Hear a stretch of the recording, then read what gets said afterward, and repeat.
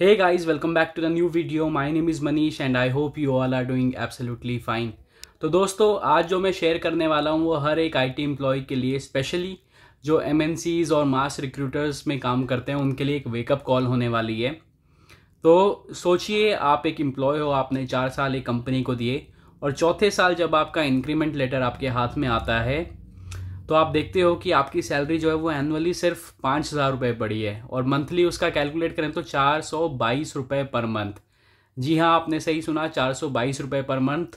तो एक Reddit post काफ़ी वायरल हो रही है जिसमें एक टीसीएस के एम्प्लॉय ने ये क्लेम किया है कि जो उसके 2025 का इंक्रीमेंट हुआ है, मतलब जो 2024-25 में जो इंक्रीमेंट हुआ है, जो कि ऑलरेडी 6 महीने लेट उनको लेटर मिला, 6 महीने लेट उनके हाइक लेटर्स आए। तो उसने बोला जब उसने इंक्रीमेंट लेटर देखा तो वो एकदम शॉक रह गया क्योंकि जो हाइक था वो एनुअली सिर्फ 5,000 रुपये का था और मंथली 422 रुपये। तो आज की वीडियो में मैं आपके साथ ये स्टोरी शेयर करने वाला हूँ कि क्या उस रेडिट पोस्ट में लिखा गया था, और उस रेडिट पोस्ट का लिंक मैं अपने डिस्क्रिप्शन बॉक्स में भी दे दूँगा ताकि आप पूरा रेडिट पोस्ट पढ़ पाए। और उसने अपने स्क्रीनशॉट्स भी लगा रखे हैं प्रीवियस ईयर के इंक्रीमेंट लेटर के और जो इस साल मिला है उस इंक्रीमेंट लेटर के। तो I am not verifying the authenticity कि कितना इंक्रीमेंट मिला है सच में या नहीं, बट मैं उस एम्प्लॉय का पर्सपेक्टिव आपके साथ शेयर कर रहा हूँ। तो आई होप आप लोगों को वीडियो पसंद आएगी। वीडियो शुरू करने से पहले अगर आपने मेरे चैनल को सब्सक्राइब नहीं किया तो प्लीज़ मेरे चैनल को सब्सक्राइब करें, वीडियो को लाइक करें और वीडियो को अपने दोस्तों के साथ शेयर करें। तो चलिए इस वीडियो को शुरू करते हैं। तो दोस्तों ये स्टोरी है एक टीसीएस एम्प्लॉय की जिसने 2021 में कंपनी ज्वाइन की और अभी उसको 4 साल हो चुके हैं। उसने 2024-25 का जो अप्रेजल था उसका स्क्रीनशॉट जो है वो रेडिट पे शेयर किया है और उसके रेडिट पोस्ट का नाम है TCS gave me ₹422 per month hike after 4 years.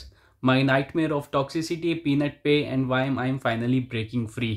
तो उसने बताया है कि जब उसने TCS ज्वाइन किया तो शुरुआत के 2 साल उसने एक सपोर्ट प्रोजेक्ट में काम किया था जहां एनवायरनमेंट बहुत टॉक्सिक था। मैनेजर्स जो हैं जो एम्प्लॉयज़ के ऊपर शाउट करते थे और माइक्रो मैनेजमेंट जो था वो बहुत ज़्यादा था। पर अगले 2 साल उसने डेवलपमेंट रोल्स में काम किया जहाँ थोड़ा बेटर एक्सपोजर उसको मिला, लेकिन नथिंग स्पेशल जैसा फील हुआ।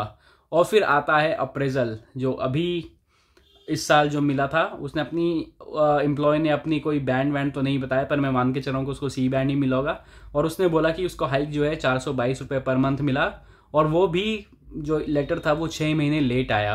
उसने खुद लिखा है this one made me feel that I am poor and my poor decisions that I made for the last 4 years। मतलब 4 साल एक कंपनी में रुकना वो कह रहा है उसको बहुत ज़्यादा भारी पड़ा और वो अपने डिसीजंस को रिग्रेट कर रहा था कि उसने कंपनी क्यों नहीं छोड़ी। अब बात करते हैं why this post is significant. तो पहले बात करते हैं एक्सपेक्टेशंस वर्सेस रियलिटी के। तो अगर आप 4 साल किसी कंपनी में काम करते हो, एफर्ट्स लगाते हो, स्किल्स अपने दिखाते हो, तो एक्सपेक्टेशन ये रहती है कि प्रमोशन हो आपकी या आपको एक डिसेंट हाइक मिले। लेकिन 422 रुपये पर मंथ का मतलब होता है रफली 5,000 रुपये पर ईयर। इन्फ्लेशन के हिसाब से प्रैक्टिकली 0 हाइक के बराबर ही हैं, और अगर मैं इसको कैलकुलेट करूँ तो 1.19% की हाइक उसको मिली है। तो देखो 4 साल का एक्सपीरियंस उसने बताया और उसने बोला कि उसकी जो सैलरी थी वो 420 थी, 4,20,000 CTC थी उसकी। तो जितना मैंने अपने टेन्योर में देखा था ये जो 1.1% हाइक है ये यूजुअली C3A से ऊपर वाले रिसोर्सेज को देते थे 1 से 2% हाइक। जो इसका मैं बैंड मान के चल रहा हूँ एम्प्लॉय का, वो मैं मान के चल रहा हूँ कि C2 ग्रेड का, C1 ग्रेड का ही होगा, मतलब सिस्टम इंजीनियर के आसपास इसका डेजिग्नेशन होगा। और इस वाले में 1% हाइक मानना थोड़ा मुश्किल है, बट TCS की जो करंट सिचुएशन है उसे देख के बोल भी सकते हैं कि क्या आपने 1% हाइक दी हो। पर 4 से 5% हाइक या 3 से 4% हाइक तो देती थी मतलब पहले, अब क्या पता और उनके रेट गिर के ये 1% हाइक इन्होंने शुरू कर दी है। सेकंड जो सिग्निफिकेंट रीज़न है वो है मोरल एंड रिटेंशन का इफेक्ट। देखो अगर आपको फील हो रहा है कि आप काम कर रहे हो लेकिन कंपनी आपकी वैल्यू नहीं कर रही और रिस्पेक्ट नहीं दिखाती तो मोटिवेशन गिर जाता है। इस पोस्ट में उसने लिखा है कि we got the work pressure, we got the workload but the reward doesn't match the effort. मतलब जितना आप कंपनी को दे रहे हो उतना कंपनी आपको वैल्यू करके आपको वापस नहीं दे रही है। तीसरा ये क्यों सिग्निफिकेंट रह जाती है ये पोस्ट, ये है मार्केट एंड एग्जिट ऑप्शंस। तो रेडिट कमेंट में एक बंदे ने बहुत अच्छा कमेंट लिखा था। उसने लिखा था कि मैं एक फ्रेमवर्क लेके चलता हूँ, वो है 12% हाइक। तो उसने बोला कि मैं हर कंपनी को 2 साल देता हूँ, अगर मेरे को 12% हाइक मिली तो ठीक है, नहीं तो मैं मूव ऑन कर जाता हूँ। और उसके बाद उसने लिखा कि अगर मेरे को पहले साल ही 8% हाइक मिल गई तो मैं 3 महीने के अंदर उस कंपनी को छोड़ने की कोशिश करता हूँ। यानी लोग एक्टिवली कंसिडर करते हैं चेंज, वो एक जगह रुकना नहीं चाहते, भले ही कंपनी का नाम कितना बड़ा हो, पर आपको एक्चुअल ग्रोथ अपने बैंक स्टेटमेंट्स में नहीं दिख रही है तो लोग छोड़ना ही प्रीफर करते हैं। ये पोस्ट सिग्निफिकेंट क्यों रहती है, उसका रीज़न नंबर 4 वो है ब्रांड वर्सेस ग्राउंड रियलिटी। देखो टीसीएस एक ब्रांड है, हम लोग डिनाई नहीं कर सकते, जिससे लोग एसोसिएट होना चाहते हैं, चाहते तो थे, हैं तो वो मुझे पता नहीं, लेकिन एक एम्प्लॉय का एक्सपीरियंस जो है वो वायरल हो गया है जिसमें एक छोटी सी हाइक मिली है, इससे ट्रस्ट इश्यूज जो हैं वो थोड़ा बढ़ जाते हैं।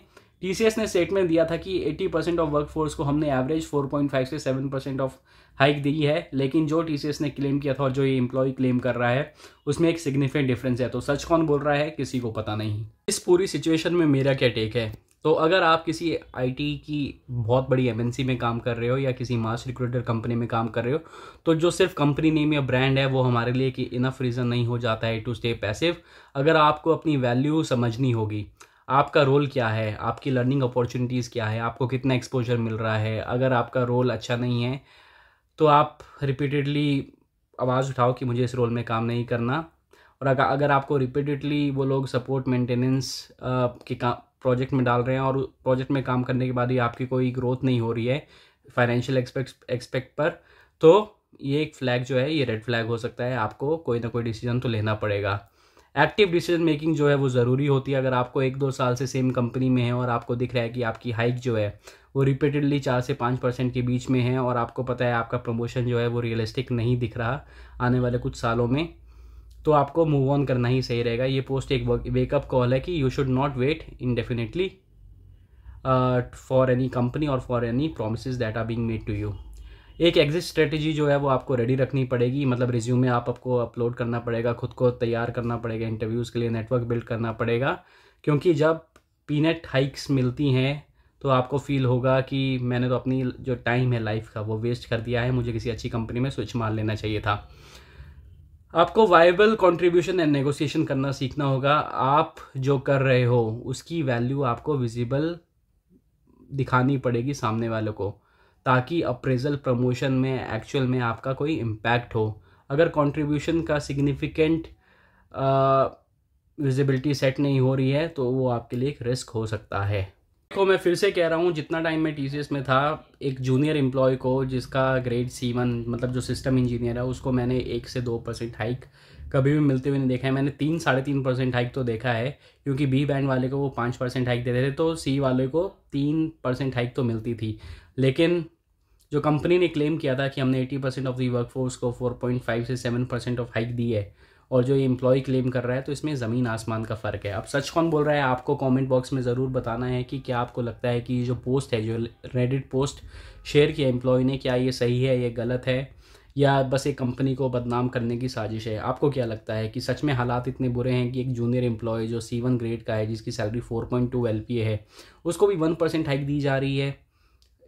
क्योंकि अगर आपकी इनिशियल उसमें ही ग्रोथ नहीं होगी, 1% हाइक जो है वो 20-25 साल के एक्सपीरियंस एम्प्लॉय के लिए ठीक है, क्योंकि उसकी सैलरी पहले ही ज़्यादा है तो कोई बात नहीं। लेकिन जो आप जूनियर रिसोर्स हो, अगर उसको स्टार्टिंग ऑफ द करियर में ही 1% हाइक मिलेगी तो उसका क्या कंपाउंडिंग इफेक्ट रह जाएगा अगर वो स्विच मारेगा तो। क्योंकि प्रैक्टिकली 1 साल पहले जो आपकी सैलरी थी, आप स्विच के टाइम में अगर किसी को बोलोगे तो उतनी ही है 1% हाइक के बाद, तो क्या आपका फ़ायदा हुआ? ये सब आपको सोचना है और आपको बताना है कि क्या लगता है रेडिट पोस्ट सच है या झूठ है। तो आई होप आप लोगों को वीडियो पसंद आई होगी। वीडियो पसंद आई है तो प्लीज़ मेरे चैनल को सब्सक्राइब करें, वीडियो को लाइक करें और वीडियो को अपने दोस्तों के साथ शेयर करें। मैं मिलता हूँ आपको नेक्स्ट वीडियो में, तब तक के लिए bye bye, take care and have a nice day.